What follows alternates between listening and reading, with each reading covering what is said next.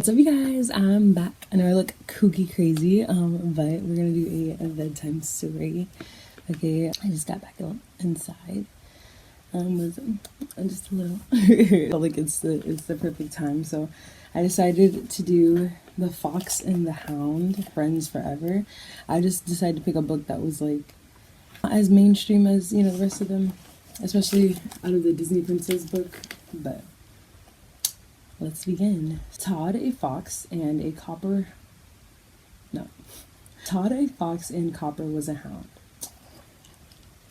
Todd was a fox and Copper was a hound. They played hide and seek, they swam in the water, and they wrestled and ran together. Since they were unaware that a fox and a hound were not supposed to play together, a friendship developed. Each morning they looked forward to meeting in the woods for another day of carefree fun. "We'll always be friends, right, Copper?" Todd asked one day as they splashed in the pond. Copper agreed. They were best friends. It's page 99. But I don't know if y'all will be able to see it. It might be a little blurry. But it's what we got.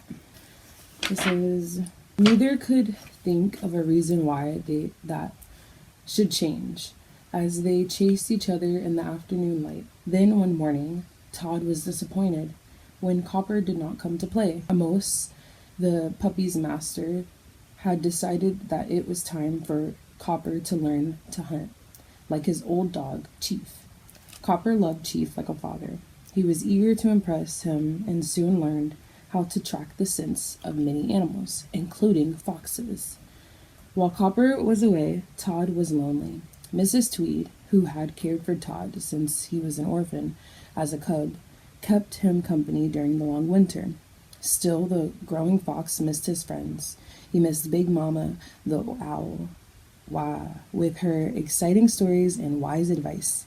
He missed the silly antics of his bird friends, Dinky and Boomer, as they tried unsuccessfully to capture a caterpillar. Most of all, page 101. There's a picture of Amos. And there's the little baby fox. He missed playing with his old friend Copper. When spring finally came, he raced outside, overjoyed to be outdoors. As he talked excitedly to Big Mama, Dinky and Boomer heard Amos Slade's truck coming down the road. Copper was home! Exclamation point. His friends tried to warn Todd that Copper would be different now that the hound was a hunting dog, but Todd refused to believe that Copper would ever become his enemy. "Copper is my friend," he insisted.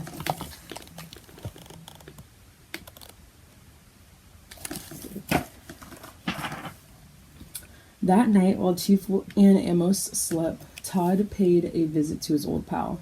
He was surprised when Copper said, "We can't play together anymore."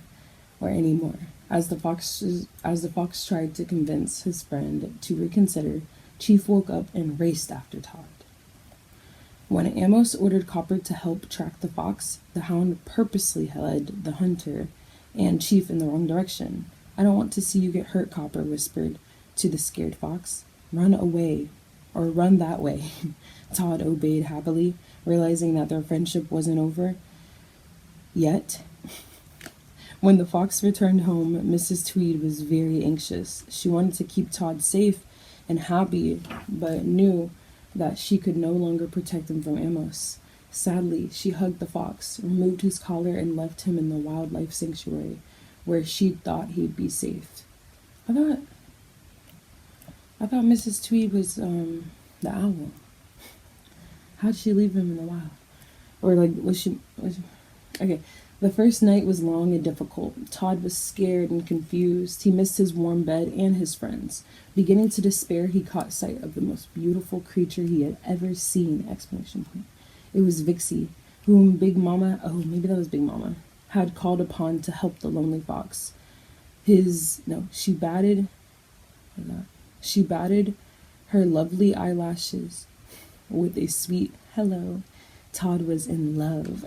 And just that easy, folks. Happily, the two foxes roamed the wilderness together.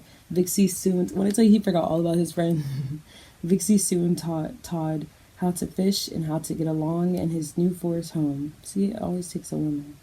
Big Mama, Dinky, and Boomer even visit and came to visit, and Todd knew that everything would be all right. That evening, as he and Vixie was returning to their den, Todd spied on a shiny object in the leaves. Snap, snap, snap! Exclamation point. Went the traps and Amos had set. Although hunting wasn't allowed in the sanctuary, Amos and Copper were after Todd. They blamed him for injuries that Chief had suffered when hounds had last chased Todd. With speed and courage, Todd and Vixie escaped Amos and Copper, but watched desperately as the hunters were attacked by a grizzly bear. What a turn of events. Todd couldn't let his old friend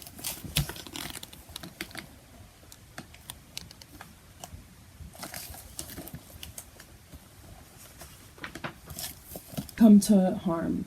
He risked his own life to lead the bear over a waterfall. As Todd climbed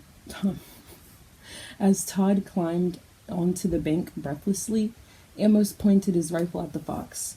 If he wants to kill you, he'll have to shoot me first, said Copper, as he stepped in front of his old friend. Copper knew that Todd had risked his own life to save him and his master, and he finally realized how important friendship was. Beat that nigga silly.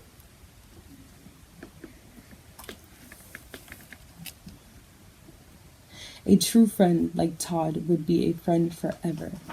Oh, there she goes, the picture. There's the big grizzly bear. Can you see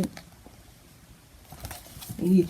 And the dog stood in front of the fox and was like, nah, we're both gonna have to go. In peace and contentment, Todd and Vixie remained together, their love blossoming in the freedom of their forest home. Occasionally, Todd would look upon Copper from a cliff above the valley, knowing that even time, distance, and the laws of nature could not break a bond that was between them.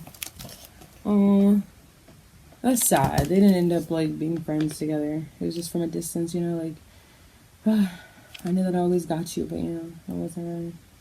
That's tough. And the next one is A Bug's Life for the Love of a Princess. So yes, guys, that was story time. I hope you guys enjoyed. Hopefully there'll be more. I don't know. Hopefully you guys are sleepy or this tucked you in and rocked you to bed. I love you guys. Bless up. Until next time. Go to sleep. Go to sleep.